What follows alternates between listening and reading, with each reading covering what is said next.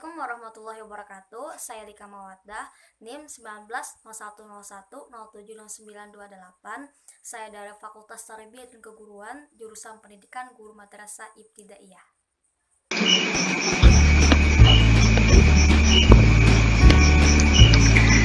Perkembangan ilmu pengetahuan di dunia Islam di zaman klasik. Ilmu pengetahuan dalam dunia Islam dimulai sejak diutusnya Rasulullah SAW untuk menyampaikan risalah dan ajaran Islam kepada umat manusia. Lalu, bagaimana perkembangan ilmu pada masa Islam klasik? Daulah Abbasiyah, ibu kota Baghdad. Sekolah-sekolah dan akademik muncul di setiap pelosok. Perpustakaan-perpustakaan umum yang besar didirikan. Pada saat itu, pemikiran filosofis besar zaman klasik dipelajari berdampingan dengan ilmu Islam. Pada saat itu juga, kemajuan intelektual, sains, dan juga filsafat.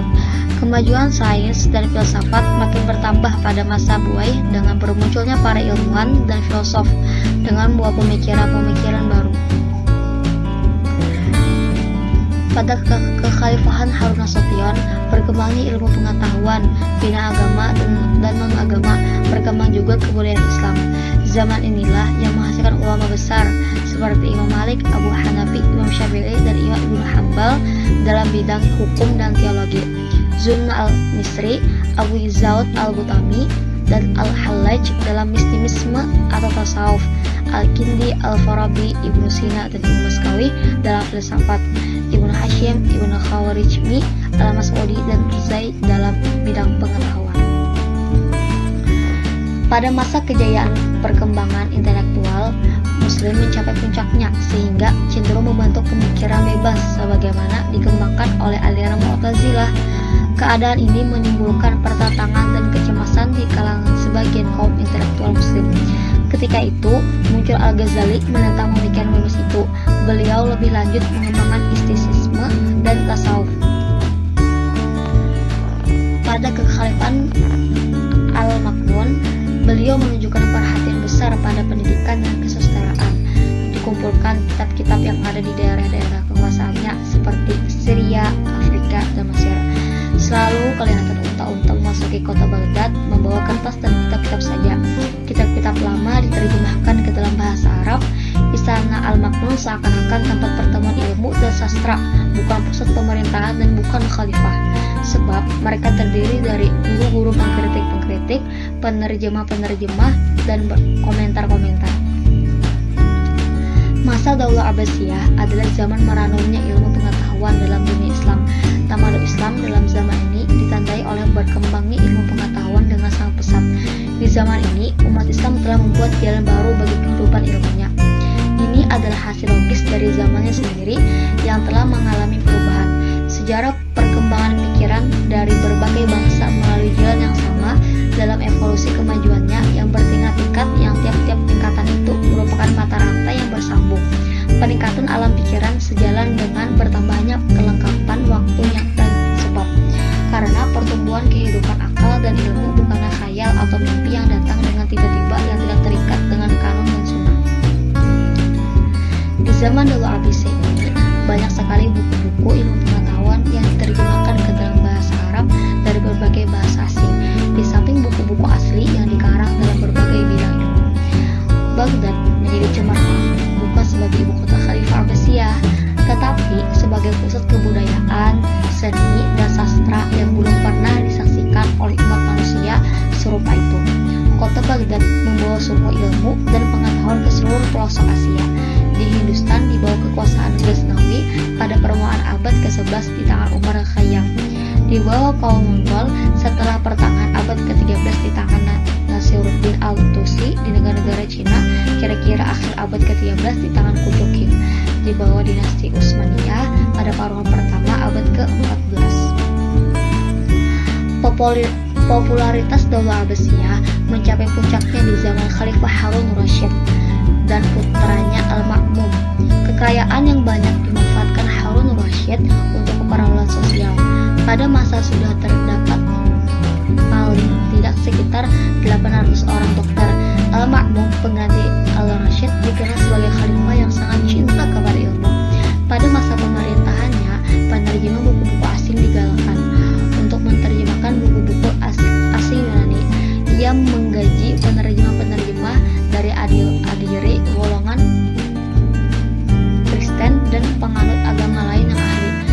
juga banyak mendirikan sekolah. Salah satu karya besarnya yang terpenting adalah pembangunan Baitul Hikmah, pusat penerjemahan yang berfungsi sebagai perguruan tinggi dengan perpustakaan yang besar.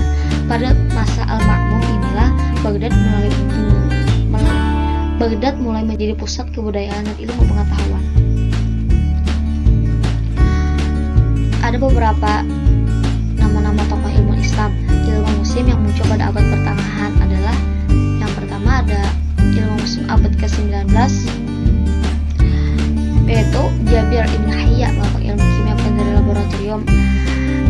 Selanjutnya Al-Khazmi, ahli matematika pertama di dunia Islam. Al-Kindi, filsuf, pelopor dan mengenai ilmu pengetahuan.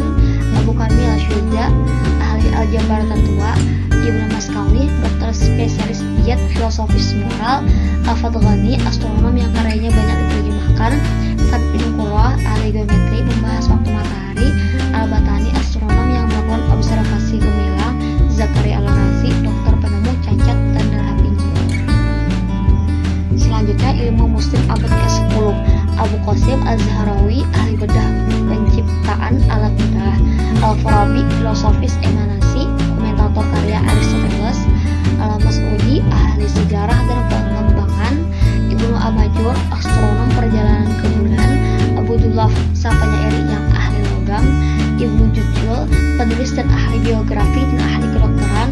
Al-Hazim, ahli matematika dan memecahkan soal-soal aritmetis. Abu Wafa, astronom dan ahli matematika yang mengembangkan trigonometri. Selanjutnya ada ilmu muslim abad ke-11, Ibnu Haysam, ahli matematika, ahli fisika yang disegani Kohn dan Kepler. Al-Karkahi, penulis paling orisinal di bidang aritmatika.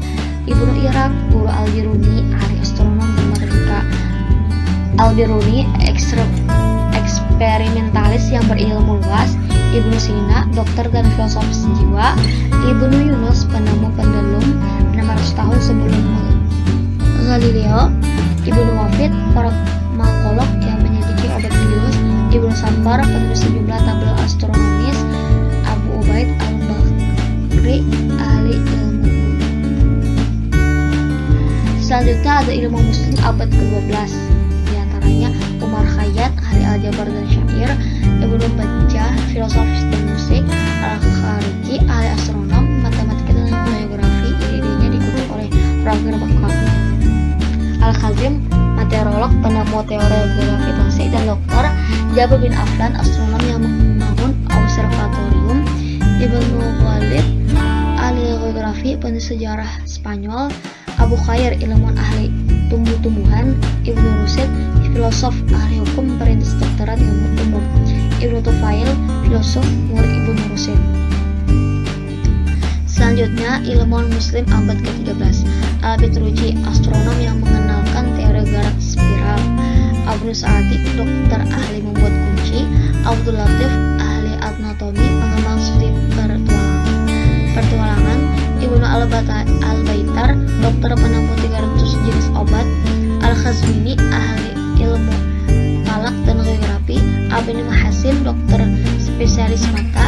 Ibnu Nafis, ahli fisiologi, ilmu fal dan sirkulasi darah yang kemudian diperkenalkan oleh Michael Servetus dan lain-lain lagi. Kesimpulannya, pengetahuan akal dan intelektual merupakan suatu dorongan intrinsik dan inherent dalam ajaran Islam. Pada masa Daulah Abbasiyah, masa keemasan Islam dalam bidang ilmu dan pengetahuan, ibu kota Baghdad menjadi pusat intelektual muslim di mana terjadi pengembangan ilmu pengetahuan dan kebudayaan Islam. Sekolah-sekolah dan akademik muncul di setiap pelosok. Perpustakaan umum yang besar didirikan, di antaranya yang terbesar yaitu Baitul Hikmah dan terbuka untuk siapapun, sehingga pemikiran filosofis besar zaman klasik dipelajari berdampingan dengan ilmu Islam. Dan kaum intelektual Islam identik dengan ulama. Apalagi bila diingat bahwa ulama dalam pengertian aslinya orang berilmu. Ilmu yang dikuasainya itu tidak terbatas kepada ilmu agama saja. Dan kemudian ilmu pengetahuan Islam pada waktu itu sampai ke Eropa, Afrika Utara, dan Andalusia. Ciri-ciri umum pendidikan dan ilmu-ilmu berkembang pada pada masa keemasan Islam, yaitu masuknya ilmu akal, timbulnya sekolah-sekolah, munculnya pikiran-pikiran pendidikan unik, dan masuknya ilmu sains. Dan waktu banyak sekali ilmu Islam yang muncul, diantaranya Imam Malik, Abu Hanafi, Imam Syafi'i, dan Imam Ibnu Hanbal dalam bidang ilmu hukum, teologi, Zunun al-Misri, Abu Zaun al-Butami, dan Al-Hallaj dalam mistisisme atau tasawuf, Al-Qidah al-Farabi, Ibnu Sina, dan Ibnu Maskawi dalam filsafat, Ibnu Hashim, Ibnu Khwarizmi, Al-Mas'udi, dan Al-Razai dalam bidang pengetahuan. Itulah sedikit informasi tentang perkembangan ilmu pengetahuan di dunia Islam di zaman klasik.